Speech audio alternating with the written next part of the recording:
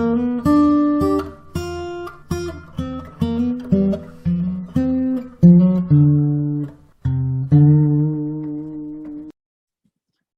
today's episode of Express Views, I'm very happy to present to you Professor Claudia Kemfert. Claudia Kemfert is the head of the Department of Energy, Transportation and Environment at the German Institute for Economic Research in Berlin, DIW Berlin, and she is a professor of energy economics and energy policy at Leuphana University in Germany. Claudia, it is a pleasure to have you here today. How are you doing? Thank you, Ingmar, for inviting me. Thank you also for having me. I'm fine. And you? It's a good day. Good weather is here. Everything is good. True. Thank you very much. I would like to quickly take the opportunity to introduce you to our audience. In her research, Claudia focuses on climate and energy economics. Most of her research is really very much policy-oriented. And I suppose it is this policy-oriented approach that allowed her to become a member of the German Council on the Environment, a member of the Scientific Advisory Board of the European Union, and she advised, among others, the EU President José Manuel Barroso. In addition, she advises state prime ministers of Lower Saxony and Hesse on the energy strategies. And I'm sure that you are extremely busy these days discussing Ukrainian and Russian politics, especially when it comes to oil and gas issues. Claudia has written over 250 scientific articles, many additional non-scientific ones, several books, and those books are also directed towards the general public, something which not a lot of environmental economists are doing. Her most recent book is called Mondays for Future. And in that book, she provides answers to, I think, 120 questions related to 123, yes. Okay. Related to climate issues, climate skepticism, eco-dictatorship, emission trading, and many more. So I definitely have to say this is a superly impressive career.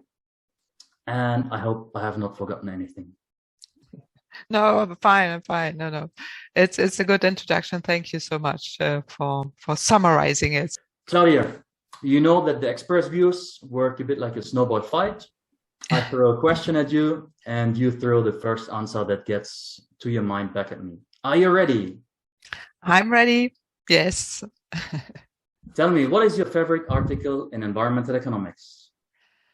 Well, the favorite article, I would say, is really from Bill Nordhaus, not only because it's one of the first papers I read when I was studying and also doing my PhD research, but also you can learn a lot from it, because this William Nordhaus, he got a Nobel Prize recently, and in this one of the first papers, he has looked at the impacts of climate change, but also what might be an optimal tax, a global CO2 tax that is necessary in order to avoid that emissions grow faster. And you can learn a lot from it by looking at the model you use. So integrated assessment modeling since then has been developed and grown, and me by myself did a lot also in the past. But also you can see what policy advice is important but not taken, because on a global scale we don't have a CO2 tax and the emissions are growing, and we have to answer why. And environmental economists provided a lot of research, a lot of answers like him, but he gets now a Nobel Prize for it. But on a global scale, climate change is continuing, and I think that's one of my favorite articles. I would say it's William Nordhaus from 1993. What book should every environmental economist have read? Well, actually, I would say always to look in the past, and for me, it was as a student, it was important when I was younger to read Dennis Meadows, The Limits to Growth. It's also because of the recent debate we have And actually, I have it here, but that's in German. So that's one of the books I always recommend to read, but the original version. And I have read at that time the original version. There were interesting modeling results into it, and that was actually the starting point when I was deciding also to do a lot of computational modeling work. But looking at this 1970s modeling, you see, okay, that could have been improved even at that time. But now with computational science and the computer capacities, you can do much more on global modeling, on also the limits to growth and all the resource theory and the models we are using to look at this research area. And I think the limits to growth right now we have to debate, because we still have a planet in pain, and with a lot of emissions, a lot of pollution, a lot of environmental harms. And we need to talk about what about the planetary boundaries we have and how can we solve it. And I think that's one of the book I would recommend every student should read. But also probably in combination with most recent work, starting with this original book from 1973, Dennis Meadows and the others, Limits to Growth. Now we have a most recent and a really fresh work is coming from Kate Raworth from Oxford University on donut economics, which also brings fresh insights into it, that we have a planet and these boundaries and the limits into it, and how can economies handle with it, with this kind of limits. And she creates a lot of fresh ideas of how to deal with it. And I really like this donut economics and how do we deal with the different kind of boundaries of emissions, of planetary boundaries, but also social restrictions and the economy that is needed to fulfill all the needs. Claudia, what do you think is your biggest contribution to environmental economics? Yeah, that's really hard to answer, because others should really assess that, because talking about yourself is always difficult. I cannot really say what might be a big impact, but what really drives me, I can tell you, is that since over 20 years, I'm interested in environmental economics. I'm interested in what the emissions and the climate change challenge we have can be solved, also in looking at the economic consequences, not only of climate change, but also on policy solutions that are necessary to solve it. And now I have really the luck to do all the research since over 20 years now, with a great team at the German Institute of Economic Research, at the, as you mentioned, also the advisory board to the German government. We have a big team there as well at the university, and all the rest, big family over the globe with whom we are working together on this subjects. And I think that is a value in itself, to be really lucky and do the research that interests you most. And we are privileged because we can do it, and we have the ability to also to do it, and also the democracy which allows it to do it. So it's really great. And I would say also related to the impact, maybe also where I started, that has been studying on the economic cost of climate change and attacks that might be necessary. Also impressed by the work of Nordhaus, but in the recent years, most recent years, we did research on 100% renewable energy system. How can it look like? What does it cost? What does this technically meaning? And there we did also a lot of modeling work where hopefully we get an impact on also now in the current debates in Europe we have with the Green Deal, but also in the scientific community, and it's included in the IPCC work already. That might be important also to look at the solutions. And I think that's always my aim, to look at the challenges, but to find also solutions to climate to climate policy and energy policy. And a 100% renewable energy world is feasible without nuclear, without coal, and without fracking and natural gas. But it's a challenge to do, and to look at those and do the modeling is really important. And it's important to show the research that we are doing in the background. What do you think is the most pressing environmental problem, and how can it be solved? Yeah, as I already said, it's climate change. And I think climate change, it started with William Nordhaus. I mean, he did the studies on showing what are the costs and what can we do. Global carbon tax or CO2 prices is one solution. But climate change, we did not solve at all. And we still have the problem. And the emissions are growing on a global scale. Coal is applied in all nations, and the fossil fuel share is still too high, and we need to change. And I would say that's the biggest problem we have right now. The biggest challenge in front of us is climate change. But related to this, there are also environmental harms that needs to be solved as well, with coal and exploring coal, as we are doing in Germany. Burning coal leads not only to climate change, but also to environmental problems, and all this needs to be solved. And I think that's really important. And environmental economists are needed to find solutions and provide answers in order to get this problem solved. What is the biggest shortcoming of the industry when it comes to the environment? Well, to my opinion and my observation is that industry underestimates the economic chances or the economic opportunities of climate protection, but overestimates the economic cost to climate protection. And that's partly because there's a big lobby, there's a big fear, time horizon or lock-in effects with technologies, which drives the path that fossil business models or based on fossil energy will get, less impact or less needed than the newer ones. And the industry is on the one hand, especially the fossil or the fossil energy related industry is on the one hand the problem, but is also needed as a solution, because we need innovation, we need solutions, and we need environmental protection and climate change policies and technologies which brings the solutions to climate change. So if you could be the next chancellor in Germany, let's say the new Angela Merkel, what would you change?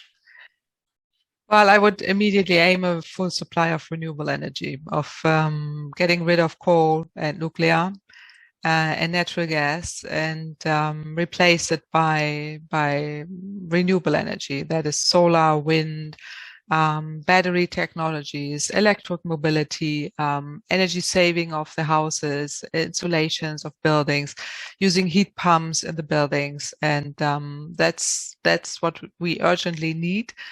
And if I may just ask, the energy transition in Germany would be possible without storage, or would it take a couple of years to develop a certain storage?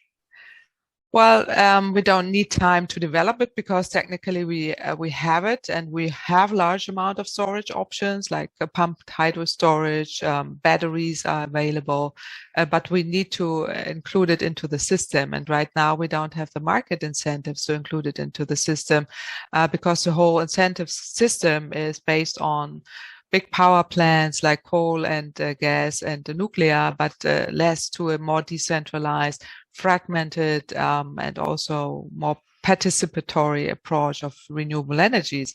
And here we need different kind of market incentives and a different market system, but also the incentives that storage provider have an incentives to be part of the system, which they don't have right now, not only financially, but also from the market itself point of view. And yes, of course, we can always develop new ones. It's always good to do research on this, but the large parts of storage which we already have and should use, we don't use, because it cannot be part of the market in these days.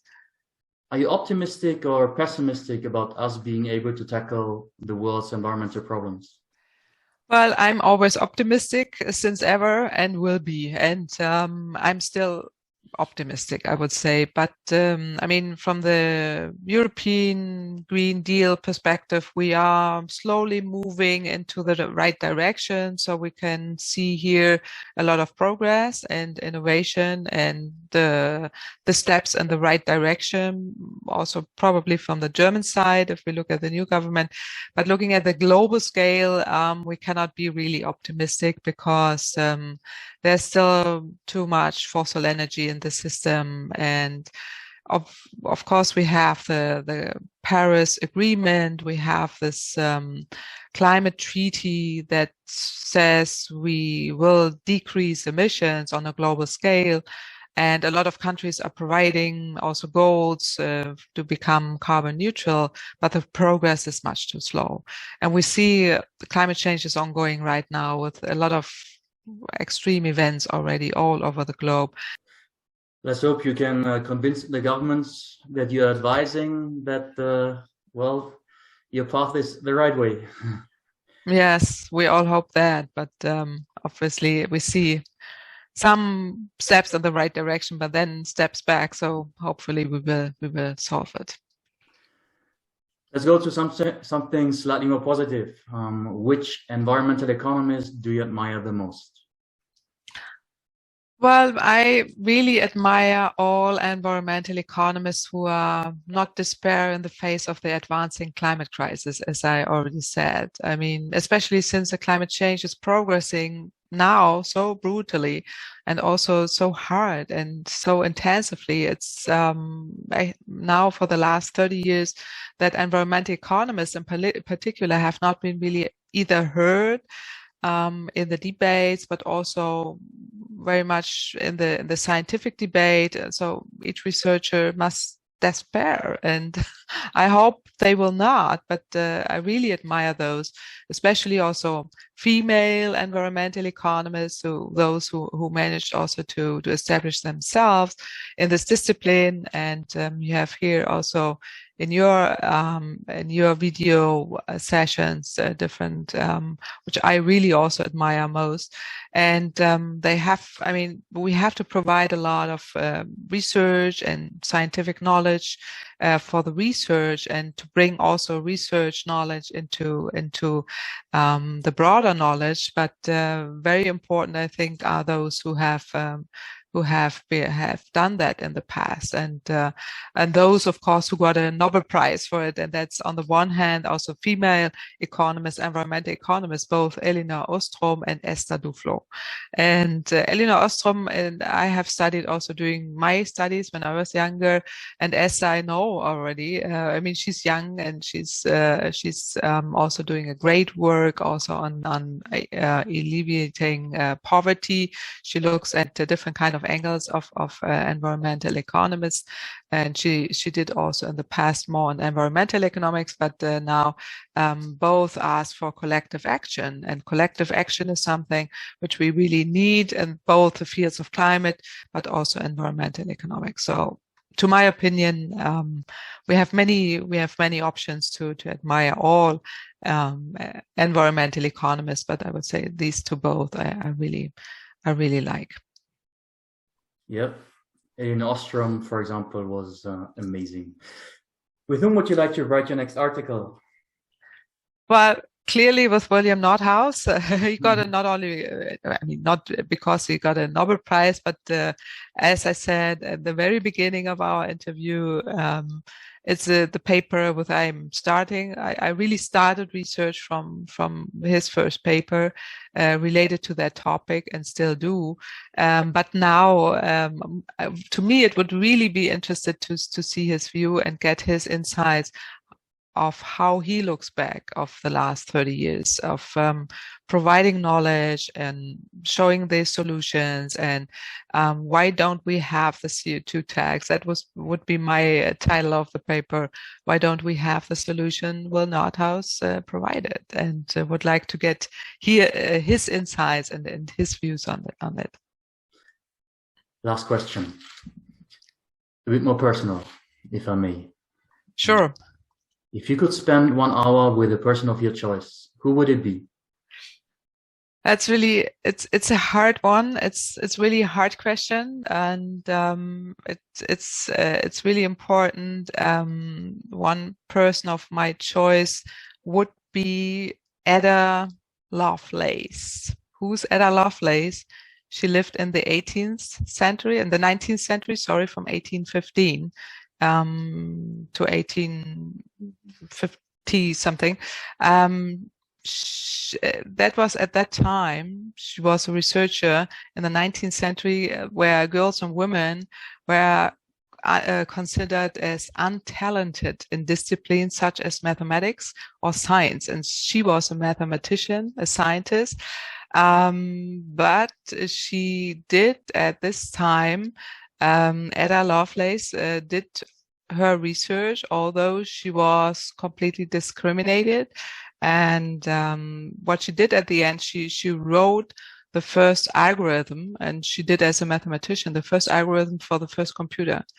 And when I was reading her her story, her biography, I was so impressed that during that time she were not allowed to study. She were not allowed to do the research at that time, but she was so brilliant to do this and write this algorithm. And now it's looking back in history, it's the first computer program she were writing at that time, although she was so dismissed at that time.